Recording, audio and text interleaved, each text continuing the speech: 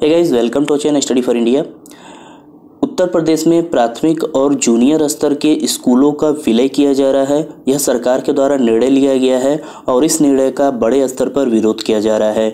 यदि यहाँ पर चेतावनी दी गई है, यदि ये आदेश वापस नहीं लिया जाता है तो शिक्षकों के द्वारा बड़ा आंदोलन करने की चेतावनी भी सरकार को दी गई है। यहाँ पर हम आपको वाराणसी के न्यूज़पेपर को शो कर रहे हैं, जहाँ पर करीब 222 प्रधानाध्यापक के पद को समाप्त कर दिया जाएगा। प्रदेश स्तर की बात करें तो पूरे प्रदेश स्तर पर 2000 से अधिक पदों को समाप्त कर दिया जा रहा है। ये सरकार के द्वारा निर्णय लिया गया है। अब यह निर्णय सही है कि गलत है, इसका निर्णय आप स्वयं कर सकते हैं।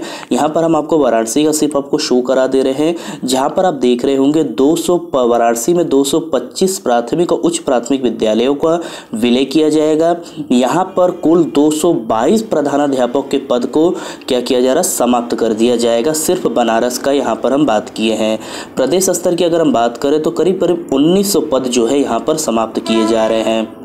हम आपको पूरा पढ़ के सुना दे रहे हैं। यहाँ पर बेसिक शिक्षा परिषद के शिक्षकों ने एक ही परिसर में स्थित स्कूलों के विलय का विरोध किया है। सरकार ने यह निर्णय लिया है कि जो प्राथमिक विद्यालय, उच्च प्राथमिक विद्यालय एक ही परिसर में संचालित होते हैं, उन सभी विद्यालयों का विलय कर दिया जाएगा। जहाँ 2 प्रधानाध्यापक होते थे, प्राथमिक विद्यालय में 1 प्रधानाध्यापक, उच्च प्राथमिक विद्यालय में 1 प्रधानाध्यापक, तो वहाँ पर दूसरे प्रधानाध्यापक को पद कर दिया जाएगा, समाप्त कर दिया जाएगा। अब दोनों स्कूलों के लिए सिर्फ एक ही प्रधानाध्यापक का पद जो है संचालित किया जाएगा।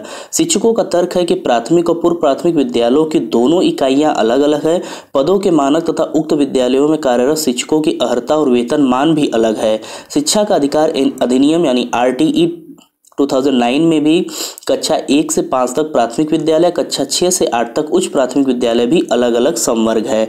ये शिक्षकों के द्वारा तर्क दिया जा रहा है और इस तर्क के आधार पर सरकार के निर्णय का पुरजोर विरोध किया जा रहा है शिक्षकों के द्वारा। राज्य सरकार में 20वें संशोधन में शिक्षा के अधिकार अधिनियम के अनुपालन में दोनों इकाइयों को अलग अलग संवर्ग बना चुकी है। पूरे प्रदेश में टोटल कुल 1900 पद खत्म किए जा रहे हैं। इसी प्रकार जनपद वाराणसी में 225 प्राथमिक और उच्च प्राथमिक विद्यालयों के संविलयन से 222 प्रधानाध्यापकों यानी हेडमास्टर का पद समाप्त किया जा रहा है।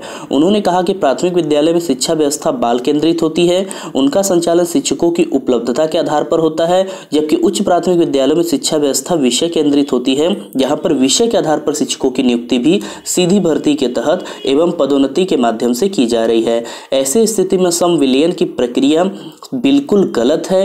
नित नए प्रयोग और शिक्षकों को अन्य क्षेत्रों में कार्यदायित्व सौंपकर शिक्षा व्यवस्था में गिरावट लाने का प्रयास किया जा रहा है। प्राथमिक शिक्षक संघ के वरिष्ठ उपाध्यक्ष सनत कुमार सिंह ने बताया है कि आदेश का पुरजोर विरोध किया जाएगा।